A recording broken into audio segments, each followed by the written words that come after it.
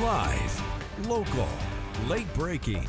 This is Newswatch 12 breaking news. A magnitude 8.8 earthquake struck off Russia's east coast and has prompted tsunami alerts all along the west coast overnight.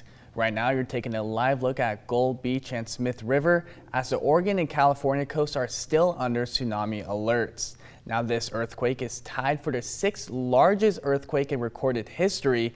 Thank you for joining us for Newswatch 12 this morning. I'm Carlos Murrieta. Now, we've been tracking the threats of the tsunami all night into this morning, and here's what we know so far. The Oregon coast has been hit with waves close to 2 feet, while Crescent City in Northern California has reported tsunami waves of more than 3.5 feet. No injuries or damage has been reported at this time, but people are still being advised to move away from beaches, harbors, and waterways and remain clear of these areas until notified by authorities. We spoke with Curry County's emergency manager about what you need to know and how to be prepared if conditions change. The areas for Oregon's coastline is potential of a 1-meter wave in the Curry County area, but this time we are not calling for any evacuation, and we're just requesting that people stay off the beaches in the low-lying areas and stay out of the potential hazard areas. Always recommend that folks prepare for instances, prepare for a potential of having to evacuate. Of course, we are not calling for evacuation right now.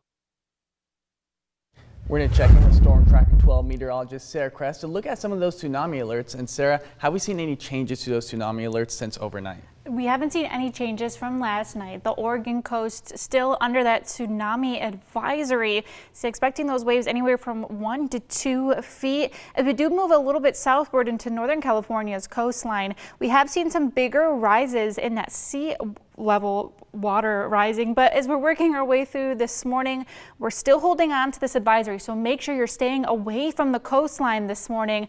That means beaches, harbors, marinas. You want to steer clear of that.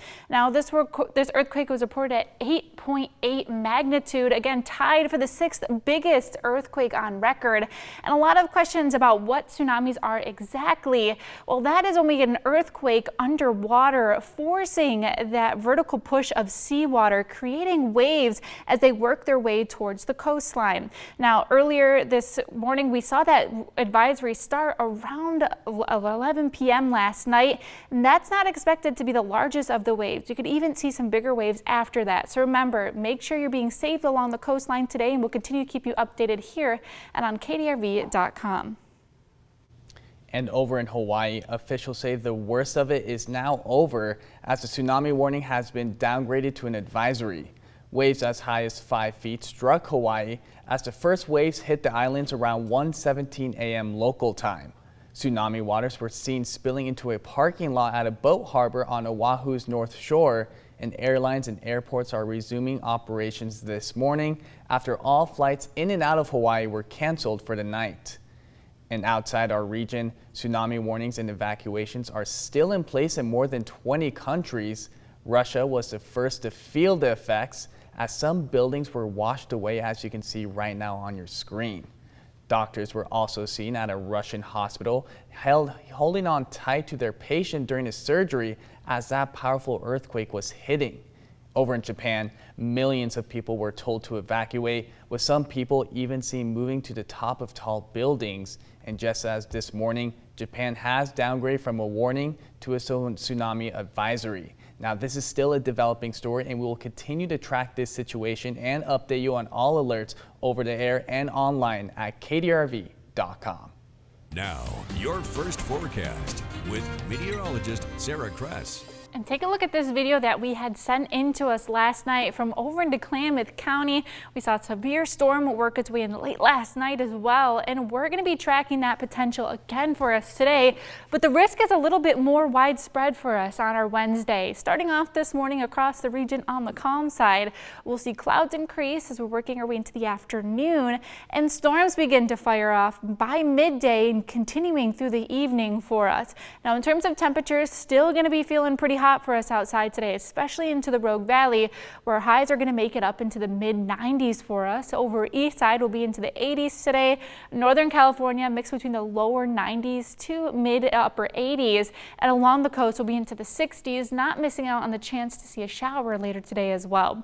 Now, thunderstorm potential is going to be greatest as we're areas over east side and into Northern California. Well, they will be a bit more scattered like in nature, very widespread, but we're not even missing out on the scattered chances as we're into Jackson County today and could even see some storms work their way into Josephine.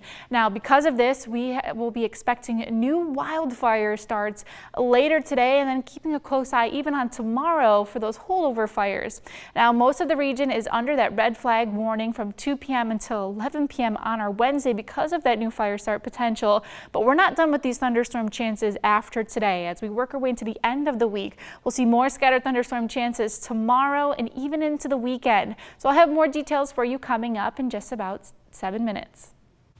And more evacuations are being downgraded in the Butler fire as operations start shifting towards repairing fire-damaged land. Take a look at the new evacuations. Incident management says they're confident in the control lines they've built and are focusing on returning the landscape to its most natural state. Siskiyou County Sheriff's Office says they're opening Sawyer's Bar Road to the public from 10 a.m. to 5 p.m. and 9 p.m. to 5 a.m. The Sheriff's Office says it remains an active fire zone and asks drivers to stay alert and give the right of way to emergency vehicles. And several Oregon leaders requested federal assistance after the severe flooding that hit southern Oregon in March. Now, we're learning that FEMA denied Governor Kotek's major disaster declaration request, which would have provided support to individuals and households in 3 counties. FEMA also denied the request to make the hazard mitigation grant program available in Curry, Coos, and Douglas counties, as well as statewide.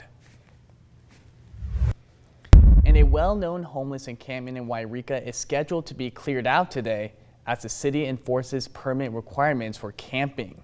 People camping at Homeless Hill in Wairika are being asked to vacate by noon today. City crews will begin clearing trash and abandoned property over the next 30 days. And this comes after the city posted a notice to vacate on July 16th. We asked the city's assistant manager why the homeless encampment was asked to vacate, and they told us that it breaks the city's public camping and property enforcements. That location is our most visible encampment in Siskiyou County.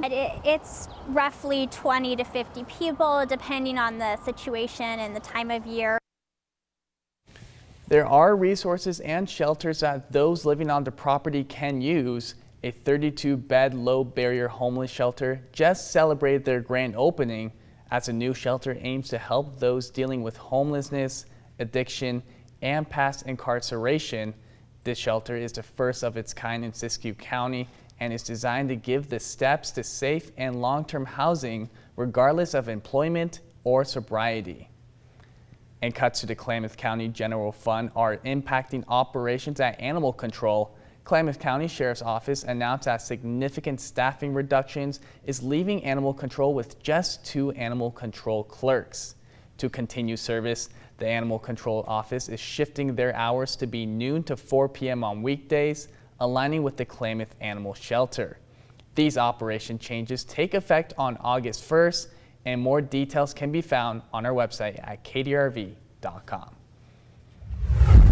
Moving on to the crime alert, Medford police are asking the public for information on a blue Dodge pickup truck that's tied to 2 drive-by shootings. Take a look at this truck on your screen. Medford police say the shootings took place in the early hours of Saturday on Carnelian Street and again on Sunday morning. Evidence of the shooting was found on a residence, but luckily no one was injured. Contact the Medford Police Department if you have any details on this vehicle or footage of the vehicle in the area. And Oregon State Police is seeking help in identifying the person responsible for poaching a deer in Grants Pass. In a warning, this may be disturbing to some viewers. OSP says this dead buck was found on a property on Northwest Vine Street on July 23rd, but the property owner said they heard a single gunshot on July 21st. OSP asks anyone with information to call their tip line and offers a reward for information leading to the responsible party. And a new water rescue tool was tested along the Road River, which could help save lives during an emergency. Grants Pass Fire and Rescue received the Emily device, which stands for Emergency Integrated Life-Saving Lanyard, from the Spire grant program. The Emily device allows for a quick response and provides fast access to the person who needs saving in the water. The device is an advantage for people to act more calm when being rescued. You're going to approach a victim as well. Sometimes they panic and they push our rescues. If you give them a flotation device, they're typically a lot calmer when you approach them because they feel like they're not going to drown anymore. They're holding on to something. So that removes that element from them. The Emily device has not been used in actual emergency, but the device is available for use for any fire agency in Josephine County.